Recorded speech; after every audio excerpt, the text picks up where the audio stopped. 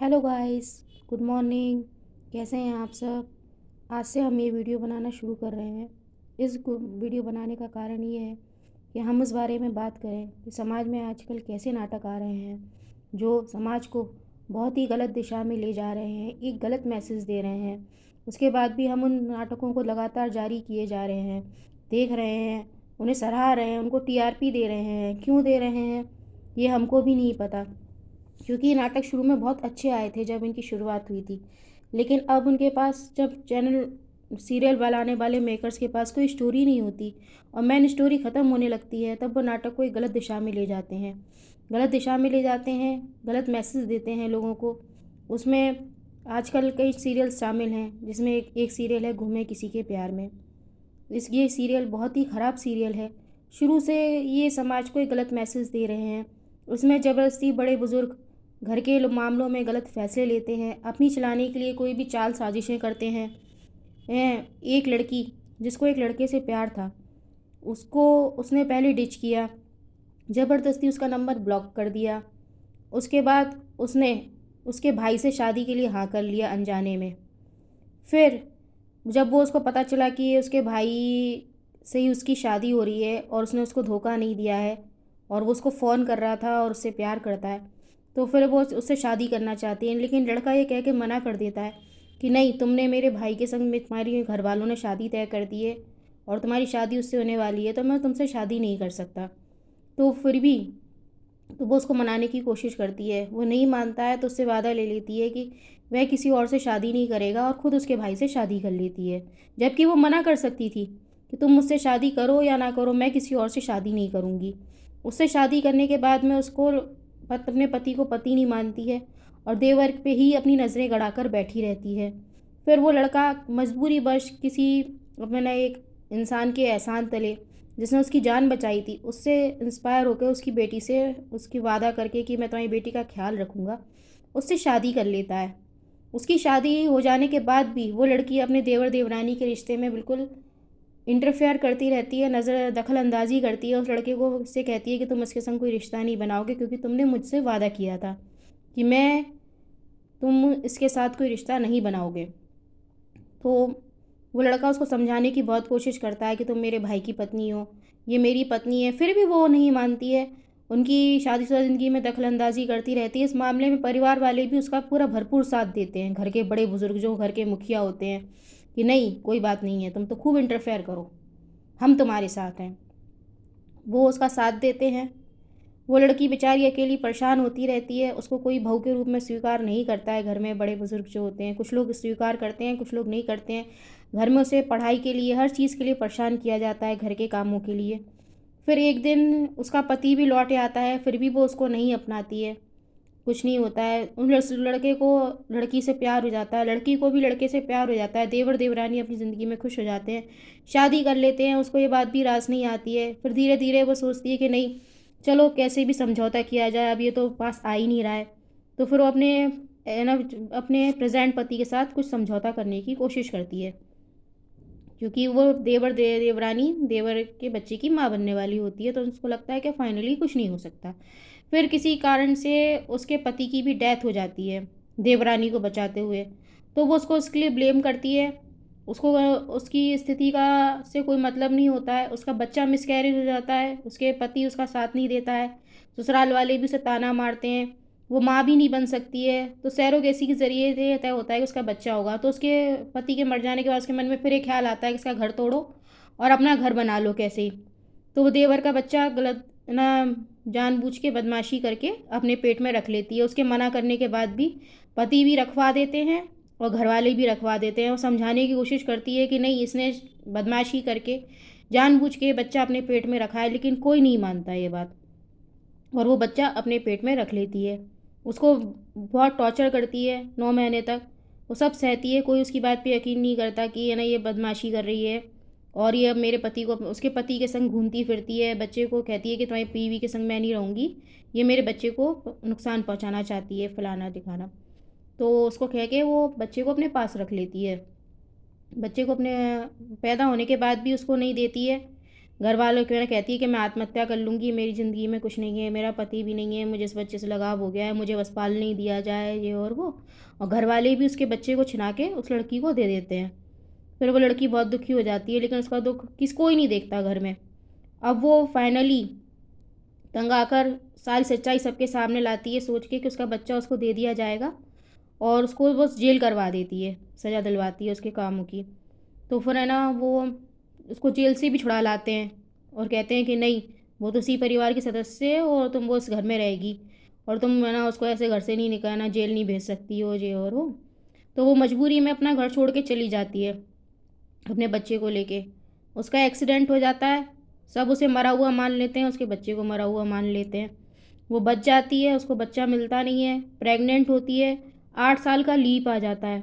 8 साल की लीप के बाद में उसकी बेटी बड़ी हो जाती है, उसकी बेटी बड़ी हो जाती है और वो उसकी माँ हो जाती है। फिर फाइनली उसका बेटा, जो उसके पति ने ही गोद लिया होता है, उसकी वो देना जिठानी के साथ, उसकी भाभी के साथ मिलके उससे शादी करके उसको गोद लिया होता है, वो वहाँ पे एक है ना समर कैंप में आ जाता है, उससे वो मिलती है। उसके पैर ख़राब होते हैं तो उसका वो इलाज करती है, उसको वो अच्छा लगता है, उसको वो घर लौट के जाता है। फिर उन्हें तो ना सबको बताता है कि मैं डॉक्टर आंटी मिली थी, उन्होंने मेरे पैरों का इलाज किया, उससे मुझे बहुत आराम है, डॉक्टर भी कहते हैं कि आप उससे इलाज कराओ। तो फाइनली फिर उसका पति अपने बच्चे को लेके वहाँ आता है, उससे मिलता है, उससे कुछ जानने समझे बगैर ही उस पर इल्ज़ाम लगाना शुरू कर देता है कि भाई ये बेटी किसी और की है और तुमने अपनी लाइफ में मूव ऑन कर लिया है, और ये और वो, और तुम्हारा ये जगताप यहाँ क्या कर रहा है, जगताप से तुम्हारा क्या रिश्ता है, जो कि तुम्हारे पिता का कातिल है, मेरे भाई का कातिल है। तो फिर वो गुस्से में आके उसे कोई जवाब नहीं देती है, वो वहाँ से चला जाता है अपनी बीवी को और अपने देवर को लेके। फिर उनको मजे ना कहीं इलाज नहीं हो पाता, मजबूरी होती है, तो उनकी पत्नी फिर वहाँ बेशरम बन के वो औरत उसके पास पहुँच जाती है कि तुम मेरे बेटे का इलाज करने चलो।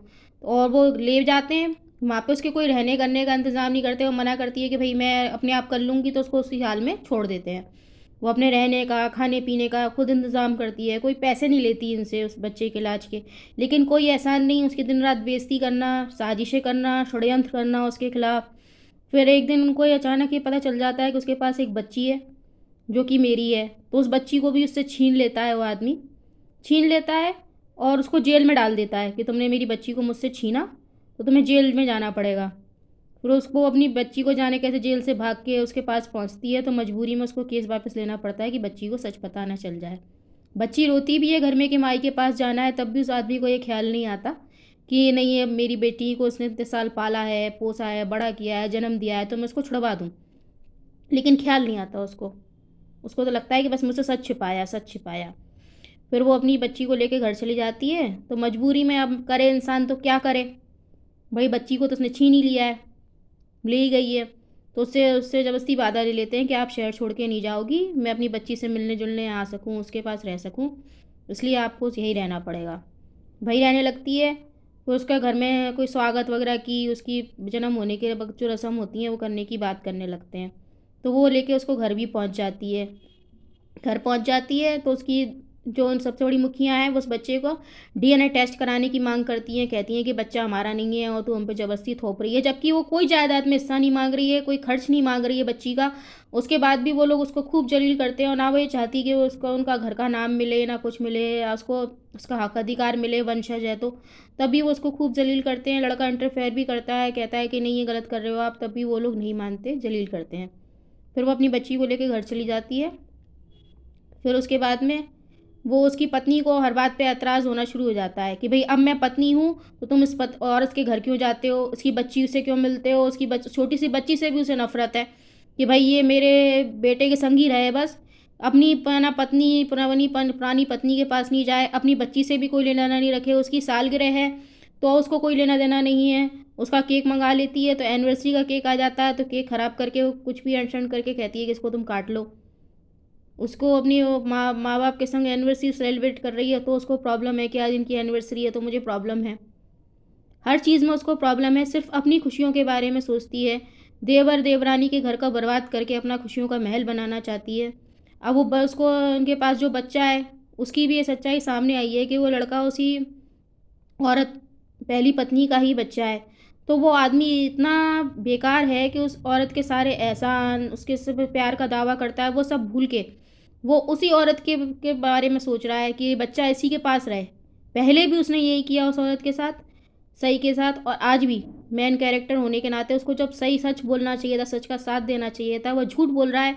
अपने अपना पोजीशन, अपनी पावर का गलत फ़ायदा उठा के सारा सच सबसे छुपा रहा है, और सबको ये कह रहा है कि नहीं, आप उसको सच नहीं बताओगे, ये बच्चा तो मेरी पत्नी के पास ही रहेगा।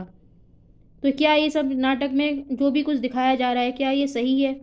क्या ऐसा दिखा जाना है, देखा ऐसे नाटक हमको देखना चाहिए जहाँ रिश्तों की मर्यादाओं को खंडित किया जा रहा है, कानून को तोड़ा जा रहा है, लोग अपनी पावर का मिसयूज़ कर रहे हैं, सही जो इंसान है जिसने कभी किसी के साथ गलत नहीं किया उसके साथ गलत होता हुआ दिखाया जा रहा है, बड़े बुजुर्ग गलत फहमियाँ पैदा कर रहे हैं, चाल साजिशें कर रहे हैं, घर में दिन भर गृह कलेश दिखाया जा रहा है। हम लोग नाटक इसलिए देखते हैं कि किसी तरह हमारे घर के कलेश कम हो सकें, हमारे घर के कलेशों से हमें थोड़ा एंटरटेनमेंट मिल सके, राहत मिल सके।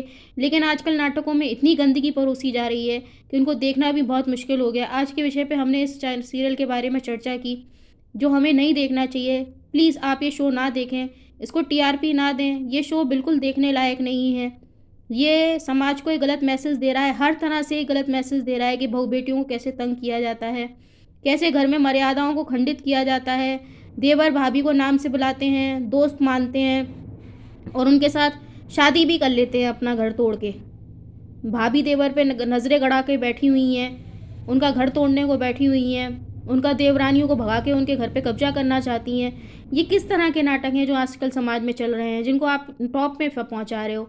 सोचिए, कुछ विचार कीजिए कि हमें इन सब चीज़ों में नहीं पड़ना है, और ना ही हमें इस तरह के नाटकों को सपोर्ट करना है। मेरी बात अच्छी लगे तो प्लीज़ मुझे सपोर्ट कीजिए, और इस बात को आगे और भी फैलाइए। प्लीज़ इस नाटक को मत देखिए, ये नाटक बिल्कुल देखने लायक नहीं है। धन्यवाद। कम से कम टीवी पर और हॉटस्टार पर तो बिल्कुल ना देखें। अगर आपको देखना ही है तो इंस्टाग्राम, एफबी, यूट्यूब, बहुत सारी चीज़ें हैं। कम से कम ऐसे नाटकों को टीआरपी देके उनको सपोर्ट मत कीजिए। मैं ये आपसे यही विनती है। इसी विनती के साथ आपका बहुत बहुत धन्यवाद। Thank you.